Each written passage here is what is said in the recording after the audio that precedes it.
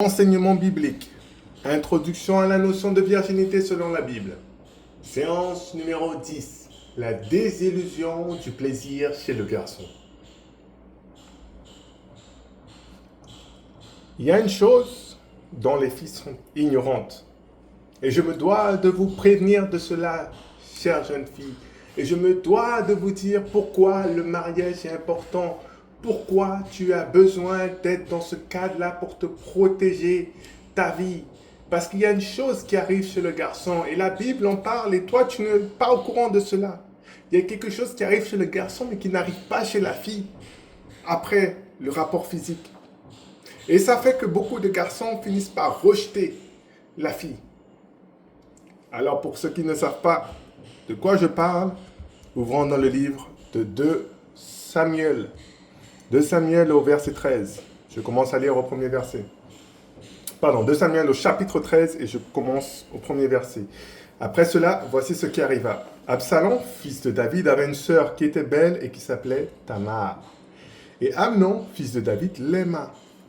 Amnon était tourmenté jusqu'à se rendre malade à cause de Tamar, sa sœur, car elle était vierge. Et il paraissait difficile à Amnon de faire sur elle la moindre tentative.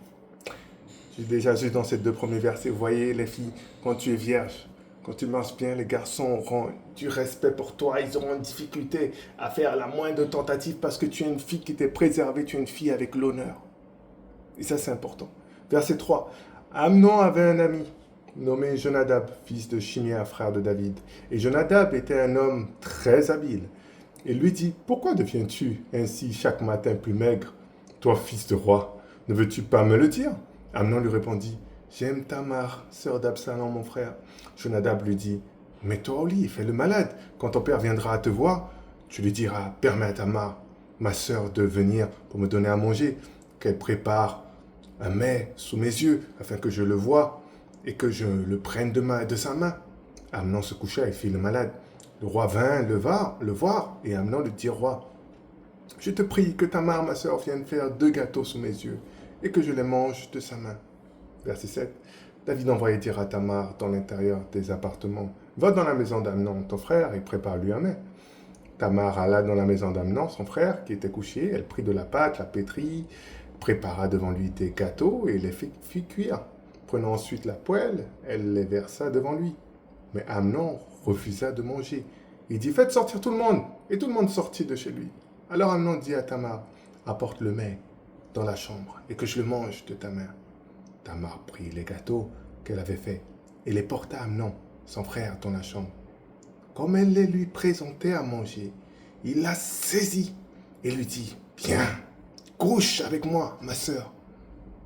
Elle lui répondit, non, mon frère, ne me déshonore pas, car on n'agit pas ainsi en Israël. Point ainsi en Israël. Ne commets pas cette infamie. Où irais-je, moi, avec ma honte? Et toi, tu serais comme l'un des infâmes en Israël.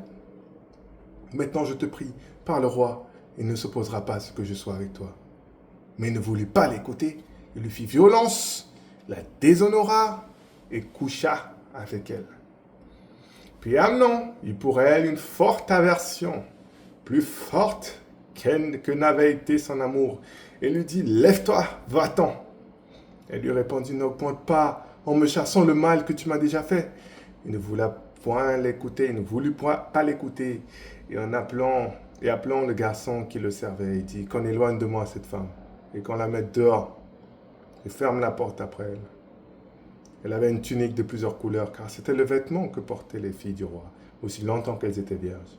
Le serviteur d'Amnon la mit dehors et ferma la porte après elle. Tamar répandit de la cendre sur sa tête et déchira sa tunique bigarrée. Elle mit la main sur sa tête et s'en alla en poussant des cris. Absalom, son frère, lui dit, Amnon, ton frère, a-t-il été avec toi? Maintenant, ma sœur, tais-toi. C'est ton frère. Ne prends pas cette affaire trop à cœur. Et Tamar, désolé, demeura dans la maison d'Absalom, son frère. Le roi David apprit toutes ces choses et il fut très irrité. Absalom ne parla ni en bien ni en mal avec Amnon, mais il le prit en haine parce qu'il avait déshonoré Tamar, sa sœur. Donc, une histoire triste, hein? Mais c'est intéressant de voir que plusieurs fois on parle bien de déshonorer, déshonorer, déshonorer, infamie, la honte, tout ça. Et dans le monde où on vit, ça n'existe même pas. L'église, ça n'existe pas. T'es vierge, t'es pas vierge, c'est pas grave. On est en Jésus, on est pardonné, on est truc. Et il y a une part de vérité, effectivement, on est pardonné. Mais est-ce que, puisqu'on est pardonné, c'est une raison maintenant de continuer à s'enfoncer dans le péché? C'est une raison de ne pas parler de la sanctification parce qu'on est pardonné? Est-ce que par hasard, la véritable compréhension de la grâce, c'est de pas se dire que, ce serait pas de se dire que maintenant, on devrait arrêter de pécher, vu que quelqu'un a payé un si grand prix pour nous, qu'on a été racheté et qu'on a une telle valeur et qu'on ne devrait pas donner notre corps comme ça? Pourquoi ce ne serait pas ce message-là qu'on devrait dire plutôt? Si quelqu'un paye quelque chose de très cher pour toi, tu vas dire, ah, c'est pas moi qui ai payé, allez, je me relance là-dedans. C'est pas grave, il a déjà tout payé beaucoup. Ou tu vas pas, au contraire, valoriser ce qui a été payé. Bref, en tout cas ici, vous voyez une histoire assez particulière peut-être, enfin qui a l'air d'être particulière. C'est que le garçon, reprenant les éléments, il est le demi-frère. Amnon, c'est le demi-frère de Tamar. Il a cette sœur, cette demi-sœur. Il l'aime tellement qu'il devient malade. Il a son pote là et tout qui lui donne un mauvais conseil et il réussit finalement à avoir ce qu'il veut. Il a réussi à coucher avec elle. Et là maintenant la Bible dit qu'il a une forte aversion. Plus fort. Relisons cela. Qu'est-ce qu'il est écrit? Verset 15. Puis Amnon eut pour elle une forte aversion, plus forte que n'avait été son amour. Et il dit, lève-toi, va-t'en, mets-la dehors. Qu'est-ce qui s'est passé? Qu'est-ce qui s'est passé? Il l'aime. Et juste après, une fois qu'il a eu ce super moment avec elle, il la jette dehors. On dirait qu'on ne comprend pas. Les filles, vous ne comprenez pas. Ça a du mal, hein? Ça vous étonne. Hein? C'est contraire à ce que vous pouvez penser. Mais c'est la réalité des garçons. Pas tous, bien entendu pas tous. Mais une réalité qui existe bien pour de nombreux garçons, c'est comme ça. Il y a ce qu'on appelle cette désillusion. Il t'aime tellement, après il te déteste plus que ce qu'il t'a aimé. Des gens ne me croient toujours pas. Vous ne me croyez toujours pas? Allez, prenez votre Bible, allez maintenant dans Deutéronome. Chapitre combien? Vous savez déjà? Chapitre 22. Verset 13. Si un homme qui a pris une femme et est allé vers elle éprouve ensuite de l'aversion pour sa personne, s'il lui impute des choses criminelles et porte atteinte à sa réputation en disant « J'ai pris cette femme et je me suis approché d'elle et je n'ai pas trouvé vierge », alors le père et la mère de la femme prendront les signes de sa virginité et les produiront devant les anciens de la ville à la porte. Et la suite, vous connaissez déjà, on l'a lu déjà plusieurs fois. Révisez bien vos cours sur la virginité, sur la sanctification. Donc ici, vous voyez que Dieu parle bien, il prend le temps de placer plusieurs versets sur le cas où, quand un homme se marie avec une femme, donc c'est quand même supposé, c'est une femme qu'il aime, qu'il a trouvée belle, eh bien si il a, comment on dit ici, il éprouve ensuite pour elle de l'aversion, eh bien la Bible dira que non mon ami, il faudra te marier avec elle quand même. C'est-à-dire que si c'est marqué dans la Bible qu'il y a cette possibilité pour l'homme d'avoir de l'aversion juste après avoir consommé le mariage, c'est-à-dire que c'est quelque chose qui arrive un peu plus que ce que les gens peuvent penser. Non? Et c'est quelque chose que les filles, vous n'arrivez pas à concevoir encore. Je sais, vous n'arrivez pas à le concevoir. Mais c'est une réalité. On le voit dans 2 Samuel chapitre 13, là qu'on a lu, et Deutéronome chapitre 22. Les garçons, pas tous les garçons, mais beaucoup de fois ça arrive qu'une fois qu'ils ont eu ce qu'ils voulaient, c'est le contraire qui arrive. Le contraire, une aversion. Pour le cas d'Amnon, plus fort que l'amour qu'il avait. Dans Deutéronome chapitre 22, il reparle encore de ça. Une fois qu'il a fini, il veut plus, il veut plus d'elle. C'est tellement bizarre, tu vas te dire, franchement, tu as eu la femme de tes rêves, tu as eu tout ce que tu veux. Mais c'est super. On ne parle pas de personnes qui ont passé 3 ans de mariage, on parle juste après. Juste après les faits, il ne veut plus. Et c'est une réalité, les filles. Sachez cela, ça existe. C'est pour ça on vous dit encore une fois, mariez-vous. Faites le mariage jeune. N'attendez pas, comme on vous dit là, les 20 ans, 25 ans, les 30, les 40 ans là et tout. Ça, c'est juste quelque chose qui va vous pousser à tomber dans la fornication. qui va vous pousser à pécher. Dieu a tout fait joliment pour vous, pour que vous puissiez profiter, avoir ce plaisir, avoir cette vie bénie dans le mariage. Parce que si toi tu vas et tu tombes dans la fornication, tu perds ton honneur. Mais les chances, les probabilités que le garçon tombe et qu'il éprouve de l'aversion pour toi sont très fortes. Et ça fera qu'il va te rejeter. Après, regarde ce qui s'était écrit. Va-t'en, lève-toi, va-t'en, va dehors, mettez-la dehors. Et aujourd'hui, beaucoup de femmes sont comme ça. L'histoire d'Amnon n'est pas un cas spécial. Beaucoup de femmes sont comme ça, mis dehors après, une fois qu'on a fini avec toi. Va dehors, on a fini avec toi. Et c'est, comme je dis, c'est quelque chose qui se répète tellement que Dieu a dû le mettre dans la loi parce que les hommes, malheureusement, pour beaucoup d'entre eux, une fois que c'est fini, ils ne veulent plus te voir. Il y a des filles encore, je pense, qui ont du mal peut-être à comprendre cela. Donc on va faire une prédication un peu moderne aussi. Voici ce que j'ai fait. J'ai donc pris notre ami,